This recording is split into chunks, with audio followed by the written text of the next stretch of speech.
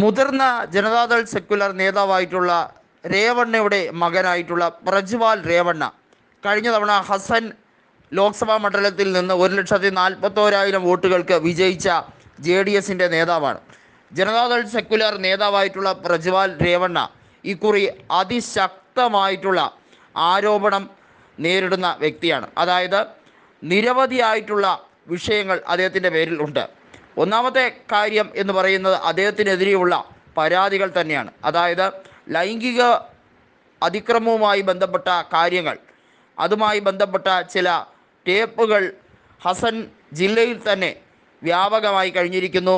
നിരവധിയായ വനിതകളുടെ പരാതിയുണ്ട് എന്നുള്ള ആരോപണം കോൺഗ്രസ് നേരത്തെ തന്നെ ആരോപിച്ചതാണ്. അതുമാത്രമല്ല, ഇത്തരത്തിലുള്ള വ്യക്തികൾക്ക് എങ്ങനെയാണ് നിങ്ങൾക്ക് ടിക്കറ്റ് കൊടുക്കാൻ കഴിയുന്നത്? ഇതിനെക്കുറിച്ച് ബഹുമാന്യനായ പ്രധാനമന്ത്രിയോ അല്ലെങ്കിൽ ആഭ്യന്തരമന്ത്രിയോ എന്തുകൊണ്ട് പ്രതികരിക്കുന്നില്ല എന്നുള്ള ആരോപണം കൃത്യമായി തന്നെ തെരഞ്ഞെടുപ്പ് റാലിക്കിടയിൽ കോൺഗ്രസിൻ്റെ നേതാവായിട്ടുള്ള പ്രിയങ്ക ഗാന്ധി തന്നെ പറഞ്ഞിരിക്കുകയാണ്.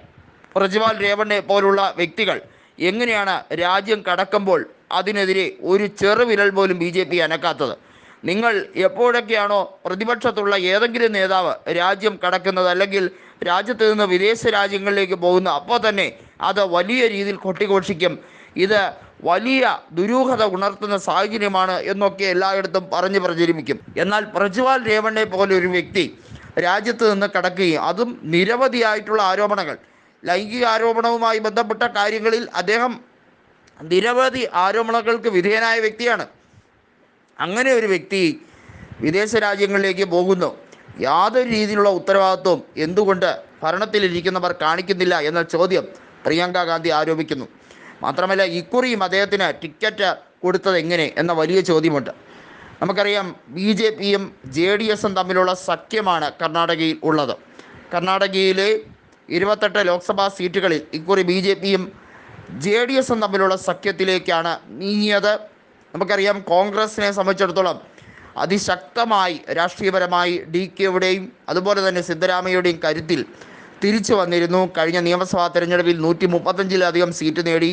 JDSനെ സംബന്ധിച്ചിടത്തോളം പരമ്പരാഗത മൈസൂർ മാണ്ഡ്യ മേഖലകളെല്ലാം ഒലിച്ചു പോകുന്ന, അല്ലെങ്കിൽ അവരുടെ ശക്തി ദുർഗങ്ങളെല്ലാം പൊളിഞ്ഞ് അവിടുത്തെ വോട്ടുകളെല്ലാം നഷ്ടപ്പെട്ടു പോകുന്നൊരു സാഹചര്യമാണ് കണ്ടത്.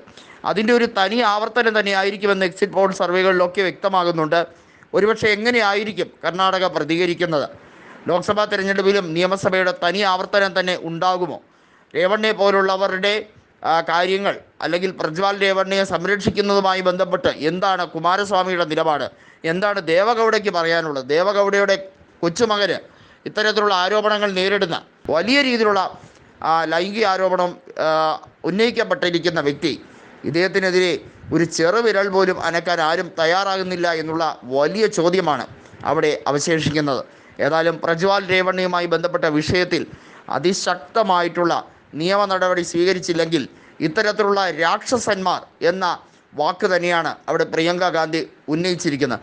ഇത്തരത്തിലുള്ള രാക്ഷസന്മാർക്കെതിരെയുള്ള നടപടി സ്വീകരിച്ചില്ലെങ്കിൽ ഞങ്ങൾ വനിതകൾ അതിശക്തമായി ഈ രാജ്യത്ത് മുന്നേറ്റത്തിന് വേണ്ടി, അവകാശങ്ങൾക്ക് വേണ്ടി, ആത്മാഭിമാനത്തിന് വേണ്ടിയുള്ള ഒരു ഐതിഹാസിക സമരം തന്നെ തീർക്കും എന്നുള്ള താക്കീതുമായി തന്നെയാണ് വന്നിരിക്കുന്നത്.